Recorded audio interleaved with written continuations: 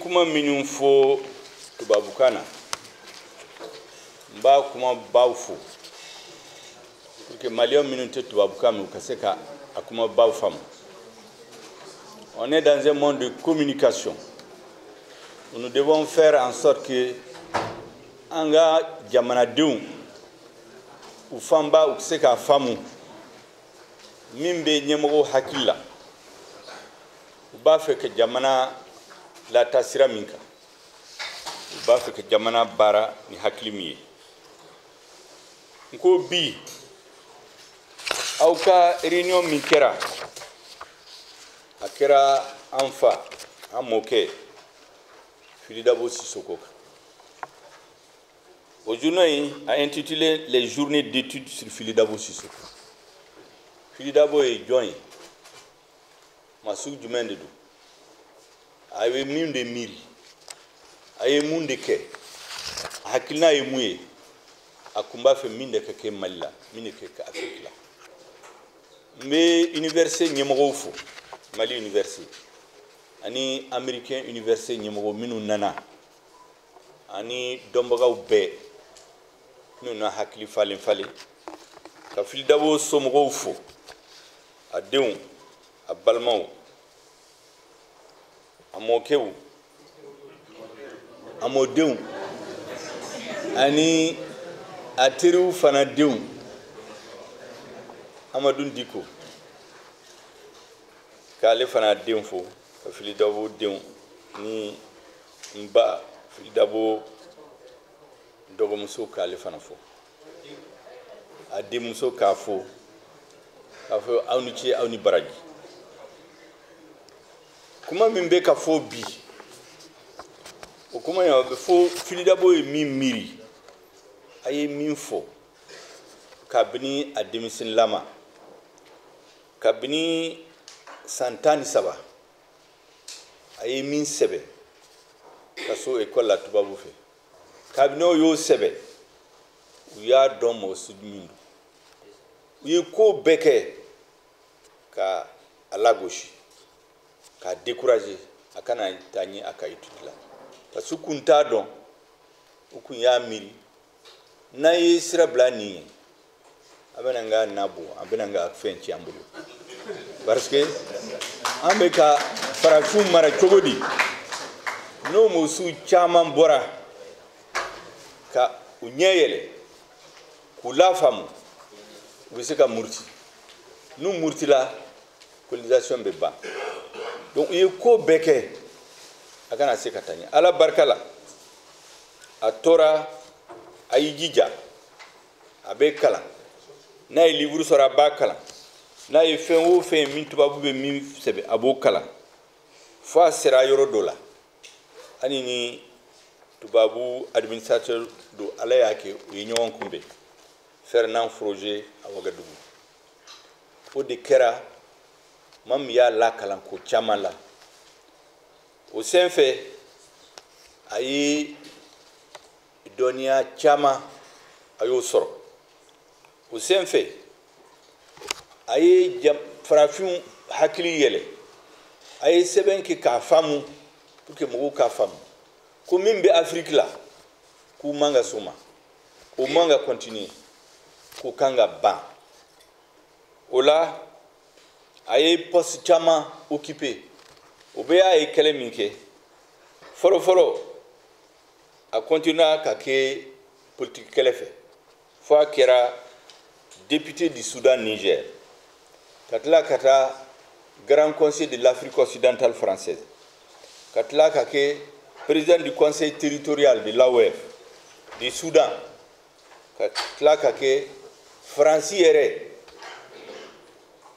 pour que u ka kuma ka se k'a mɛn hali ONU la u ye Fili Dabo bila u ka délégation la pour que a ka taa kuma o y'a sɔrɔ ale tun ye parti progressiste sodɛna ɲɛmɔgɔya la o kɔfɛ a continua ka sɛbɛn kɛ ka sɛbɛn caman dilan ka livre dilan ka poème kɛ ka ziiri yɛrɛ fɔ pour que mɔgɔw ka se k'a faamu kabini 1936 a commencera ka livre kɛ k'a yira tubabu la ko dɔnniya laada ɲuman abe farafin la ka tɛmɛ olu kan a y'o sɛbɛn ko controverse de Sagaie coup de Sagaie controverse sur l'Union française o sun sɛbɛnna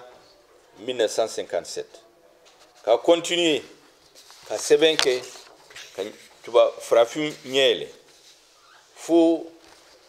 ale y'a ɲimina la 1964 mais yani a ka sa a continuer ka sɛbɛn o de y'a kɛ ale y'a ɲimina la u y'a faga don min na u ma di ko u y'a faga circonstance min la ala ka hinɛ u bɛɛ la o kɔfɛ yɛrɛ a ye livre dɔ sɛbɛn o livre in bɔra ko la savane rouge 1966 Festival mondial des arts nègres à Dakar où il a eu la mention spéciale du jury o y'a sara tɛ diɲɛ la o livre in hali bi o prix Mali ma se ka taa o a tora Sénégal ala barika la ŋaniya min banna an ka t'o ɲini k'a lasigi Mali la ka n'a ka tɛ Mali ka parce que Mali ka patrimoine de don n'ala y'a kɛ musée in sigira pavillon Fili Dabo Sisoko ni mɔgɔ min taara la an bɛ ko bɛɛ kɛ o prix in ka sɔrɔ ani a ye baara min kɛ ni fɛn bɛɛ kɛ maa o maa n'i b'a fɛ ka fɛn dɔ Fili Dabo kan i bɛ taa ka pavillon spécialisé maa baw bɛɛ ni an ka jamana indépendance ɲɛ indépendance kɔfɛ u yɔrɔ bɛ sɔrɔ an tɛ sɔn tuguni Mali page dɔ ka tigɛ ka jeni k'a fili o man ɲi jamana ma page bɛɛ kan ka dayɛlɛ fɛn ɲuman min b'a la an k'o minɛ u filila yɔrɔ min na an k'o bila kɛrɛfɛ o de bɛ fara ɲɔgɔn kan pour que mɔgɔ minnu b'a fɛ ka jamana mara u k'a dɔn u b'a fɛ ka jamana min mara a histoire ye jumɛn de fili jumɛn de kun kɛra fili jumɛn de man ka kɛ tuguni jamana kan ka mara ka taa cogo di o de kama ne bɛ intéressé kosɛbɛ ne bɛ livre ninnu bɛɛ kalan ale t'a dɔrɔn tɛ maa o maa na histoire la kɛra maaba ye ala ye Mali kalifa la a kɛra dɔnnibaga bɛ yen ne b'o bɛɛ ka livre kalan hakilina min b'u fɛ k'a kalan u ye erreur min kɛ n'i y'a faamu n b'a mara n yɛrɛ bolo n b'a tunu u ye fɛn ɲuman minnu kɛ n b'a mara k'a fara ɲɔgɔn kan jamana bɛ mara ka taa nin cogo de la o de la génération bɛ fara ɲɔgɔn kan waati dɔ bɛ se jamanadenw b'u yɛrɛ dɔn parce que u b'u ka histoire dɔn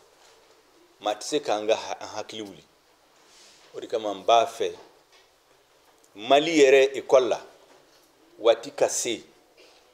olu kan ka taa Lamartine Victor Hugo Jean-Jacques Rousseau an bɛ se k'u kalan problème t'a la mais an Fili Dabo Sisoko n'a ɲɔgɔn na u ka livre ka kalan ka école la n ka n yɛrɛ dɔn fɔlɔ yanni n ka taa mɔgɔ wɛrɛ kan u ka dɔn an ka école programme la an ka n yɛrɛ dɔn parce que mɔgɔw ɲɛna diplôme b'i bolo o de ye kɛ homme de culture o tɛ kelen diplôme ye ka baara ɲini homme de culture min b'i yɛrɛ dɔn min b'i ka jamana dɔn kumabaw de a m'a mɛn ni intellectuel ye kuma ta u bɛ citation ta ka taa tubabu maabaw dɔ citer o citation a bɛɛ bɛ sɔrɔ an ka jamana kɔnɔ an ka maabaw fɛ parce que olu ye confiants de ils ne sont pas cultivés u ye diplômés de tubabukan na donc o de kama u bɛ taa citation ta yɔrɔ wɛrɛ la o citation bɛɛ bɛ sɔrɔ an ka jamana kan ala barika ni mɔgɔ ye Fili Dabo ka livre kalan problème o problème nana Mali la discours o discours n'i b'a fɛ ka kalan i bɛ citation sɔrɔ Fili Dabo ka écrit la min bɛ se ka hakili di maliyɛnw ma donc o de bɛna kɛ encore ne hakilina ye président de la transition an hakilina o de kan ka kɛ Mali la ala barika la ni transition in sera ka ban lafiya ni hɛrɛ la an b'a fɛ k'o di n'an yɛrɛ ma se ka min dafa a ka di mɔgɔ minnu bɛna fanga la u ka se ka continuer ni hakili ɲuman ye n kun ye kuma barikama min fɔ o de ye ne kaw fo ka n waleɲuman dɔn vraiment a ye n wele o la a diyara n ye a diyara président de la transition la hakɛto b'a la sali ala Mahamadu